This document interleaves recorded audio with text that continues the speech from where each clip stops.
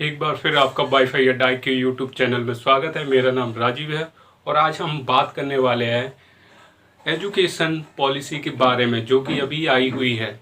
इसमें हम डिटेल में जाएंगे और नए पॉइंट जो आजकल नहीं मिलेंगे उसमें ये वीडियो में हैं, और लास्ट तक देखिए। बहुत इंपॉर्टेंट इसमें एक एक्स्ट्रा चीज़ मैं बताने वाला हूँ जो आपके काम की है, जो एग्जाम में ज़रूर आती है। तो देखिए, जो लोग पहली बार इस चैनल पे आए हैं जल्दी से चैनल को सब्सक्राइब कर दें, लाइक कर दें और शेयर कर दें। तो शुरुआत करते हैं नेशनल एजुकेशन पॉलिसी के बारे में। तो सबसे पहले हमारे यहाँ आई थी 1968 में, मतलब 1968 में। फिर जो आई थी हमारी 1986 में, जो कि दूसरी हमारी एजुकेशन पॉलिसी थी। जो अभी जो आई है 34 साल बाद जो उसमें चेंज किया गया है, तो वो है हमारे 2020 की, मतलब T20 की तरह है 2020। पहले हम बात करेंगे इससे पहले हुआ क्या। इससे पहले 2019 में एक ड्राफ्टेड कमेटी बनाई, drafted of national education policy के ऊपर एक कमेटी बनाई गई थी, जिसमें 9 मेंबर थे, मतलब 9 मेंबर थे। और उसके जो अध्यक्ष थे डॉक्टर के करुण कस्तूरिरंगम देख सकते हैं।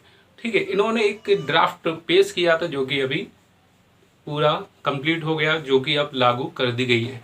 लेकिन ये जो लागू की गई थी, ये किसके द्वारा की गई है? जो अभी हमारी जो नई पॉलिसी है वो है मानव संसाधन मंत्री रमेश पोखरियाल निशंक द्वारा। ठीक है, और पर्यावरण मंत्री भी थे उनके साथ। कौन? पर्यावरण प्रकाश जावड़ेकर। और एक और चीज, जब हम 2086 में जो हमारा जो चलता था एजुकेशन, मतलब राइट टू एजुकेशन की बात करें, जिसमें 6 to 14, मतलब जिनकी उम्र 6 से 14 वर्ष के बीच में थी, उन्हें जो एजुकेशन है वो बिल्कुल फ्री ऑफ कॉस्ट दी जाएगी। ये इसमें प्रावधान था। अब पूरा चेंज हो चुका है। और एक और चीज मैं बता दूं, जो 1 नंबर का एग्जाम में पूछ सकता है, वो पूछ सकता है कि ये जो हमारा जो एजुकेशन सेक्टर है, बजट 2020 में इसमें कितने रुपए एलोकेशन किए गए हैं। तो एलोकेशन किए गए हैं 99,300 करोड़ रुपए बजट में इसके लिए प्रावधान रखा है, मतलब आवंटन किए गए हैं। अब हम पैटर्न चेक करेंगे कि ये किस तरीके से ये डिजाइन किया गया है। तो सबसे पहले जो हमारा फॉर्मेट है 10+2 वाला, वो हटा दिया गया है। अब कर दिया है 5, 3, 3, 4, मतलब ये इन ईयरों में बाइफरकेशन किया गया है। ठीक है, तो पहले हम 5 ईयर की बात करें तो इसको बोलते हैं फाउंडेशन स्टेज। कौन सा? फाउंडेशन स्टेज, मतलब शुरुआती। जैसे कि कोई भी स्टूडेंट, बच्चा जो होता है, पहले LKG, UKG, KG, फिर उसके बाद फर्स्ट, सेकंड, मतलब कक्षा 1, फिर 2, ऐसे तो चलता है। तो जो ये पॉलिसी के अंदर रखा गया है, अब वो व्यक्ति क्या करेगा, मतलब वो स्टूडेंट क्या करेगा, LKG से लेकर कक्षा 2 तक जो 5 साल हैं, वो पहली फाउंडेशन स्टेज में कवर कराई जाएंगी। समझ में आ गया? जो पहली जो 5 साल है उसमें LKG या प्राथमिक आंगनवाड़ी में जो बच्चे पढ़ते हैं, वहाँ मतलब वहाँ से लेकर कक्षा 2 तक का इसमें क्लास होगा। ठीक है, जो शुरुआती 5 साल है। अब हम आगे चलेंगे, फिर है 3 ईयर। 3 ईयर में क्या होगा, कक्षा 3, मतलब क्लास 3 to 5, मतलब कक्षा 3 से कक्षा 5 तक पढ़ाई होगी, जो कि उनकी मातृभाषा में होगी। सॉरी, मतलब जो पहले जो 5 ईयर फाउंडेशन स्टेज की बात कर लें, अभी आएंगे 3 ईयर पर। फाउंडेशन स्टेज में जैसे उसमें बाउंडेशन नहीं है कि आपको ये चीज़ इंग्लिश में ही पढ़नी है, ये चीज़ आपको संस्कृत में पढ़ें, कोई भी एक बाउंडेशन नहीं है फाउंडेशन स्टेज में। समझना इसमें। तो इसमें वो लोकल लैंग्वेज, मतलब स्थानीय भाषा में वो पढ़ सकता है। ठीक है, फाउंडेशन स्टेज में मतलब शुरुआत की 5 साल, जैसे मराठी, गुजराती, जो भी है, मतलब स्थानीय भाषा में वो पढ़ सकता है। उसके बाद जो 3 ईयर है, मतलब 5 साल के बाद दोबारा फिर समझाते हैं, तो उसमें कक्षा 3 से कक्षा 5 तक के क्लास होंगी।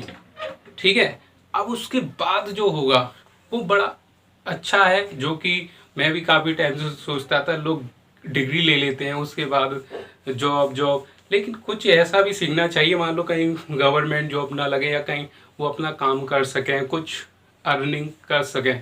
तो कक्षा 6 से मतलब जो अगली 3 ईयर है, ठीक है, 5 हो गया, फिर 3 हो गया, फिर आएंगी आपकी 3, जिसमें 6 to 8 मतलब कक्षा 6 से कक्षा 8 तक का दिया गया है। उसमें क्या होगा, अब जो स्टूडेंट होगा, कोई भी छात्र है, कक्षा 6 से अब वो कोडिंग सीख सकता है, जो कि आपने देखा हो डेवलपमेंट कंट्री हैं, विकसित देश हैं, उनमें ये चीज़ होती है, टेक्निकल चीज़ें जो सीखते हैं। चाइना देख लो, वहाँ इस स्टैंडर्ड में वो कोडिंग करना शुरू कर देते हैं। ऐसा ही कुछ इसमें रखा गया है। अब बच्चा 6 स्टैंडर्ड से कोडिंग सीख सकता है। अब इसमें एक और चीज़ है, vocational training centre. Vocational training centre ये क्या है, ये बहुत इंपॉर्टेंट चीज़ है जो कि इसमें ऐड की गई। ये बहुत पहले हो जाना चाहिए था, चलो अभी हुई है, अच्छी बात है। इसमें क्या होगा, कोई भी एक्स्ट्रा वो सीख सकता है, जैसे कारपेंटर, इलेक्ट्रिशियन इलेक्ट्रिशियन हो गया, प्लम्बर हो गया, कुछ भी चीज़ें ऐसी इसमें सीख सकता है। इसमें क्या होगा कि बैग लेके बिल्कुल नहीं आना, 10 दिन स्टूडेंट ये चीज़ें सीखेगा, जो कि भविष्य में जाके इस पर वो काम करके वो कुछ कमा सके। तो ये हो गया हमारा 6 से 8 तक के बीच में। अब हम अगले की बात करें, वो है हमारा 4th ईयर, जो 4 साल जो बचे, अब हम उसकी बात करेंगे। इसको बोलते हैं सेकेंडरी स्टेज, ठीक है। पहली 5 साल हो गई आपकी कौन सी, फाउंडेशन स्टेज, और जो अगली 3 साल हैं वे प्रीपरेटरी स्टेज हो गया। फिर अगली जो 3 साल है वो मिडिल स्टेज होगी। जो लास्ट की जो 4 साल रह गई उस पर हम बात कर रहे हैं, वो है सेकेंडरी स्टेज। अब इसमें पहले क्या होता था, 10th और 12th में क्या होते थे, बोर्ड एग्जाम। अब इस बार बिल्कुल नहीं होंगे। अब इसमें क्या कर दिया गया, सेमेस्टर बना दिए हैं, जो कि 1 साल में 2 बार होंगे, जो कि आपके ऑब्जेक्टिव होंगे और आपके डेस्क्रिप्टिव होंगे। इसमें एक चीज़ बहुत अच्छी लगी, जो 9 से 12 तक के बीच में जो कोई भी पढ़ेगा, तो पहले क्या होता था, अब आर्ट साइड वाला कॉमर्स नहीं ले, मतलब साइंस नहीं ले सकता, साइंस वाला कॉमर्स नहीं लेता, एक पर्टिकुलर सब्जेक्ट मिलते थे, आप इन्हीं को ही पढ़ते हुए चलें। लेकिन इसमें क्या है, अब आर्ट साइड वाला उसे पसंद है फिजिक्स, मैं फिजिक्स भी लेना चाहता हूँ, मुझे आर्ट पसंद है लेकिन फिजिक्स में ही मेरा इंटरेस्ट है, मैं फिजिक्स भी लेना चाहता हूँ। अब फिजिक्स अलग से तो मिलेगी नहीं। जो अभी हमारे जो स्ट्रीम है, कॉमर्स, आर्ट और साइंस, उसमें क्या है कि एक पार्टिकुलर है, उसके रिलेटेड सब्जेक्ट आते हैं, उससे एक्स्ट्रा नहीं पढ़ सकते। लेकिन ये जो एजुकेशन पॉलिसी है, इसमें आप आर्ट के साथ फिजिक्स ले सकते हैं, कॉमर्स के साथ हिस्ट्री ले सकते हैं, मतलब इसमें अपनी चॉइस के अनुसार स्टूडेंट फिलअप करेगा कौन से सब्जेक्ट उसे पढ़ने हैं। तो ये चीज़ बड़ी अच्छी लगी। अब बोझ नहीं है, जो उसे पसंद है वही एक सेलेक्ट करेगा, क्राइटेरिया उस तरीके से, ठीक है, इसमें कोई बाउंडेशन नहीं है। अब ये हो गया हमारा 9 to 10। अब इसमें एक और चीज़ दी गई है, कोडिंग वाली। बोर्ड एग्जाम तो ख़त्म हो गए हमारे, अब इसके बाद जो आएगा, जो हमारा रिजल्ट कैसे तैयार होगा, रिजल्ट जो तैयार होगा हमारा, रिजल्ट तैयार करने के लिए उन्होंने एक अच्छी चीज़ निकाली है, रिपोर्ट कार्ड 360 डिग्री असेसमेंट, ठीक है, रिपोर्ट कार्ड 360 डिग्री असेसमेंट। इसमें क्या होगा, इसमें क्या होता है कि पहले क्या होता था, टीचर उनके स्टूडेंट के बारे में जो रिपोर्ट कार्ड बनाता है, तो उसमें अपनी तरफ से एक्स्ट्रा मार्क्स देता है, जैसे पर्सनली डेवलपमेंट में इन्हें इतने मार्क्स मिले। अब वो बाउंडेशन बिल्कुल ख़त्म हो गई है। अब क्या होगा कि इसमें 3 लोग भागीदार होंगे, एक तो टीचर मार्क्स देगा, फिर उस कॉलेज के वो स्कूल के स्टूडेंट मार्क्स देंगे, मतलब उस स्टूडेंट के फ्रेंड दे सकते हैं, और खुद स्टूडेंट भी मार्क्स दे सकता है मार्कशीट में। हाँ, सही कह रहा हूँ। तो ये चीज़ इसमें जोड़ी गई है। अब तीनों लोग मिलकर उसमें मार्क्स दे सकते हैं एक पर्टिकुलर सब्जेक्ट में। जो सब्जेक्ट वाइज टीचर है उन्हें तो वो देना ही है, ठीक है। इसमें एक और चीज़ बढ़ गई है, परख बढ़ गई है। इसकी फुल फॉर्म एग्जाम में आ सकती है, मैं कह रहा हूँ इसकी फुल फॉर्म आ सकती है फ़र्क। तो पहली है performance assessment review and analysis of knowledge for holistic development. ठीक है, तो ये चीज़ आपको ध्यान रखनी है, इसकी फुल फॉर्म आ सकती है, इसको आप जरूर पढ़ लें। अगले की बात करें, इसमें हमारा अब वो व्यक्ति ग्रेजुएशन में एडमिशन लेना चाहता है, कोई स्टूडेंट है, अब उसने 10th-12th कर ली है, अब उसके बाद क्या कर रहा है, वो ग्रेजुएशन में एडमिशन लेना चाहता है। अब उसमें उसे दिक्कत हो रही है, उसके मार्क्स 12th में बिल्कुल कम है, मतलब 12th में जो मार्क्स हैं वो बिल्कुल कम है, वो एडमिशन नहीं ले पा रहा जिसमें उसे चाहिए, जिस कॉलेज में चाहिए। तो उसे एक कैट का एग्ज़ाम देना होगा, कॉमन एप्टीट्यूड टेस्ट। उसमें क्या है, यदि वो क्वालिफाई करता है तो उसके मार्क्स उसके 12th की मार्कशीट में जुड़ जाएंगे और वो जिस कॉलेज में जाना चाहता है उस कॉलेज में वो एडमिशन ले सकता है। ये कैट का एक नया पैटर्न है। मतलब कुल मिला के ये है कि बच्चे को अब पढ़ना ही है, अब वो नहीं कि लास्ट वो आ रहा है हमारा क्या लास्ट ईयर का एग्जाम, रात में रट्टा मारा वो ख़त्म। और इसमें एक और चीज़ दी गई है, जैसे कोई परिभाषा दी गई है 3 इडियट में आपने देखा है, एज इट इज़ लिखनी है, ऐसा कुछ नहीं, अपनी भाषा में उसे लिख सकते हैं। ठीक है, वो अप डाउन देखा है किसका, 3 इडियट का सीन, वही सीन है, लेकिन वहाँ मत करना, ये एक प्रैक्टिकल बताने के लिए बोला है। अब हम बात करें, यदि वो व्यक्ति ग्रेजुएशन में पहुंच गया, ये चीज़ ध्यान रखना, ग्रेजुएशन में पहुंच गया, अगर उस इसमें एक इस स्टेटमेंट आया है जिसमें एक अच्छा है, मल्टी एंट्रेंस, मतलब मल्टी एंट्री मल्टी एग्जिट, ये पॉइंट बड़ा अच्छा लगा। होता क्या था कि हम पहले कहीं पढ़ लिए, बीच में छोड़ दिया, 1 साल करके छोड़ दिया, मतलब BA BCom BSc, तो वो हमारी ग्रेजुएशन काउंट ही नहीं होती थी और फिर हम जॉब कर रहे हैं, मतलब कोई उससे कुछ मिला ही नहीं। लेकिन इसमें एक चीज़ अच्छी की गई है, यदि मान लो किसी कारणवश, जैसे फाइनेंशियल प्रॉब्लम, फैमिली प्रॉब्लम या कुछ भी प्रॉब्लम है, यदि आपने कोई भी ग्रेजुएशन की पहली साल आपने कंप्लीट की है और फिर आगे आप नहीं कर पाए या नहीं कर सकते कुछ प्रॉब्लम की वजह से, तो 1 साल का आपको सर्टिफिकेट मिलेगा। यदि आपने 2 साल की है तो आपको 2 साल का डिप्लोमा मिलेगा। यदि आपने 3 साल की है तो आपको बैचलर डिग्री मिलेगी। यदि आप बिना रुके आप पूरी 4 साल आप कंप्लीट करते हैं तो बैचलर डिग्री, एक रिसर्च डिग्री भी मिलेगी। रिसर्च मतलब एक विशेष योग्यता जिसमें आपने समय दिया, मतलब पढ़ाई के दौरान, जैसे प्लम्बर, स्किल डेवलपमेंट। एक और चीज़ थोड़ा अलग बता रहा हूँ, बजट में स्किल डेवलपमेंट के लिए 3000 करोड़ रुपए दिए गए हैं, ये चीज़ ध्यान रखना, 3000 करोड़ एलोकेशन है बजट 2020-21 में। ठीक है, अब हम आगे चलते हैं। अब इसमें क्या है, ये बड़ा इम्पोर्टेंट है, academic bank of credit. Academic bank of credit ये पूरी तरह से एक बैंक की तरह काम करेगा। जैसे हम किसी में पैसा जमा कर दे तो वो जमा हो गया, जब ज़रूरत है हम उसे निकाल सकते हैं, लेकिन यहाँ नहीं, यहाँ तो किसी में काम आ सकते हैं।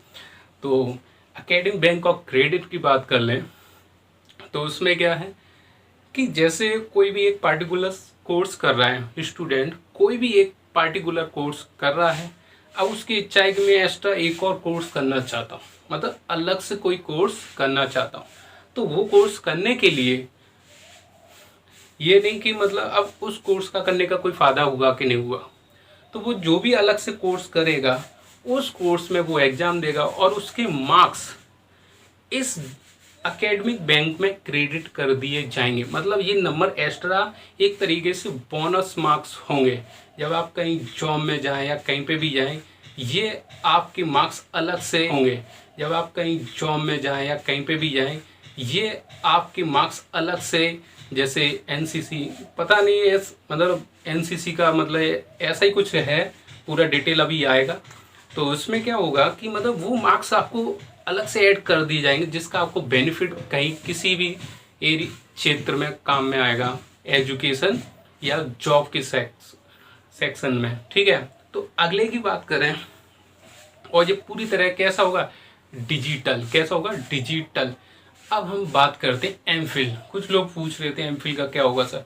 एमफिल क्या होगा? अब जो पहले क्या है कि पीएचडी करने वाले स्टूडेंट थे तो पहले एमफिल करना है, फिर उसको उनको क्या करना है? पीएचडी। अब क्या है, जो बच्चे ग्रेजुएशन 4 साल बाद ही पूरी ग्रेजुएशन कर चुके हैं वो डायरेक्ट पीएचडी में एडमिशन ले सकते हैं। यदि या मास्टर डिग्री की है उन्होंने, वो डायरेक्ट इसमें एडमिशन पीएचडी में क्या ले सकते हैं? एडमिशन। सही है। अब हम आगे चलते हैं। ये जीडीपी का क्या है? पहले क्या होता था 1.6% 3% तक ये जीडीपी इसमें एजुकेशन सेक्टर में इन्वेस्ट होता था। मतलब कोई भी बजट बनना है जीडीपी का कुछ मतलब इन्वेस्ट होता है, मतलब इतना अमाउंट इसमें इन्वेस्ट करना है। लेकिन इस बार 6%, जो कि बहुत अच्छी अमाउंट है, 6% जीडीपी का इसमें इन्वेस्ट होगा। किसमें? एजुकेशन में। ठीक है। अब हम बात करें, ये सिस्टम बंद तो गया, लागू कब होगा? तो ये लागू होगा 2024 में लागू होगा, 2024 में लागू होगा। लेकिन एक समय सीमा रखी गई है 2035। वो क्या है? जो एनरोलमेंट की जो परसेंटेज है उसे बढ़ाकर 50% का रखा है। मतलब 50% का रखा है, जो कि वर्तमान में 26% है। 26% है। तो ये क्या चीज़ है? ये जो है ये हायर एजुकेशन के लिए। किसके लिए? Higher education. जैसे मतलब एक प्रोफेशनल कोर्सेज, बीकॉम बीएससी, ये नहीं, थोड़ा अलग जो टेक्निकल होते हैं, जैसे प्रोफेशनल कोर्स होते हैं, एमबीए, बीटेक, जी, उनके लिए हायर ये चीज़ की गई है। सही है। तो अब हम आगे की बात करें तो वर्तमान और एक और चीज़ मैं बात बता दूं, टॉप 100 जो फॉरेन यूनिवर्सिटी, फॉरेन जो यूनिवर्सिटी है वो इसमें खुलेंगी, जो प्रावधान रखा है कि इसमें खोली जाए। ठीक है। तो जो एजुकेशनल से रिलेटेड है, और भी मैं इस पर सर्च कर रहा हूँ, कुछ नया और आए इसके बारे में और मैं आपको इन्फॉर्म करूँ। जो लोग इस चैनल पे पहली बार आए हैं, इस चैनल को सब्सक्राइब करें, लाइक करें और शेयर करें। इसमें बहुत सारी आपकी काम की चीज़ें होती हैं, वो वीडियो आप देख सकते हैं, क्योंकि मैं करंट अफेयर, रीजनिंग, इन चीज़ों को मैं लेके आता हूँ और न्यू टेक्निकल जो इन्फॉर्मेशन है वो भी इस चैनल पे मिल जाएगी। मिलते हैं अगले वीडियो में। Thank you.